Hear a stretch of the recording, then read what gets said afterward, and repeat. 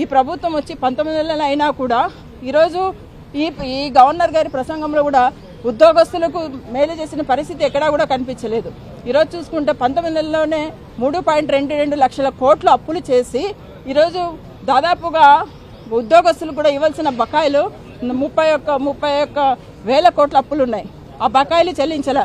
ఎక్కడా కూడా ఈరోజు వచ్చిన వెంటనే ఐఆర్ ఇస్తామన్నాడు, అవి కూడా ఇవ్వలే.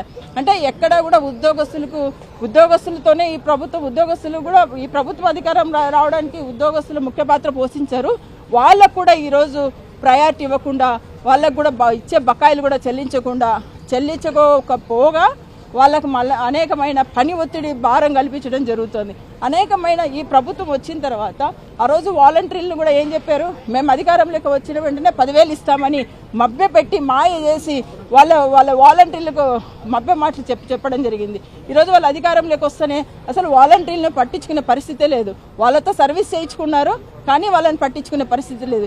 ఈరోజు 2,40,000 మంది వాలంటీర్లు రోడ్డున పడ్డారు.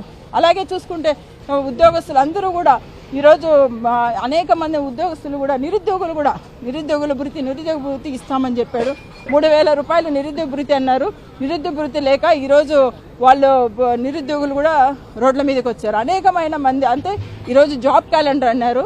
మా జాబ్ క్యాలెండర్ జనవరిలోని జాబ్ క్యాలెండర్ అన్నారు. జాబ్ క్యాలెండర్ ఇచ్చే పరిస్థితి లేదు. అంటే ఇలాగ అనేకమైన అలివిగాని హామీలన్నీ ఇచ్చి ఈ ప్రభుత్వం అధికారంలోకి రావడం జరిగింది. వచ్చిన వెంటనే కూడా సూపర్ 6 అన్నారు. వాటిలో 3 మాత్రమే ఇచ్చారు. 3 కూడా అర్రకొర ఇవ్వడం జరిగింది. ఇంకా 3 అసలు ఇవ్వని పరిస్థితి. అంటే ఇలాగ అన్ని అవాస్తవాలు మాట్లాడుతూ ఈ పరిపాలన కొనసాగిస్తున్నారు ఈ ముఖ్యమంత్రి గారు.